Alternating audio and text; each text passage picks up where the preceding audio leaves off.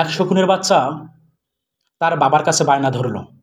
বলল, বাবা, আমি মানুষের মাংস খাবো।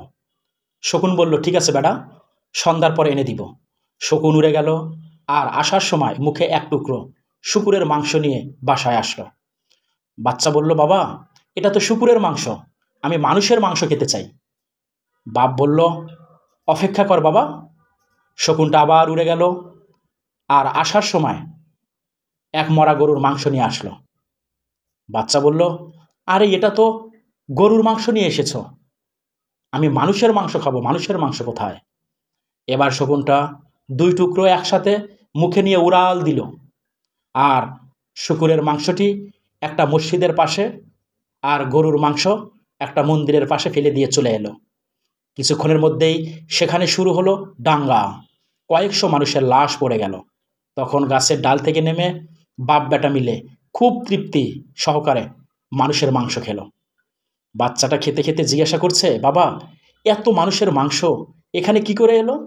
শকুন বলল, এই মানুষ জাতটাই এরকম। সৃষ্টিকর্তা এদেরকে সৃষ্টির সেরা জীব মানুষ হিসেবে সৃষ্টি করেছেন, কিন্তু ধর্ম আর রাজনীতির নামে এদেরকে আমাদের থেকেও হিংস্র বানানো যেতে পারে। বাচ্চা বলল, তুমি ধর্মকে ব্যবহার করলে, কতগুলো নিরীহ লোক মারা গেল। রাজনীতি করলেও পারতে, রাজনীতি করলেও পারতে। বাবা হেসে উত্তর দিল, তাতেও নিরীহ মানুষগুলো মারা পড়ত।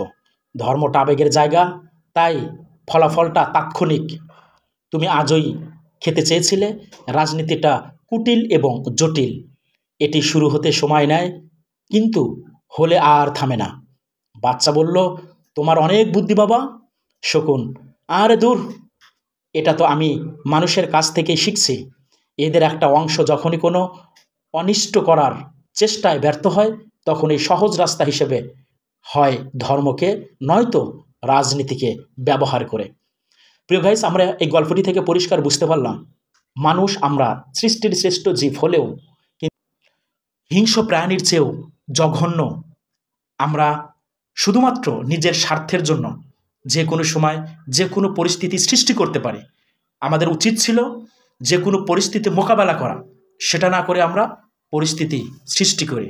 সুতরাং আমাদের একটু সচেতন হওয়া উচিত, আমাদের একটু সচেতন হওয়া উচিত বলে আমরা মনে করি। ধন্যবাদ সবাইকে।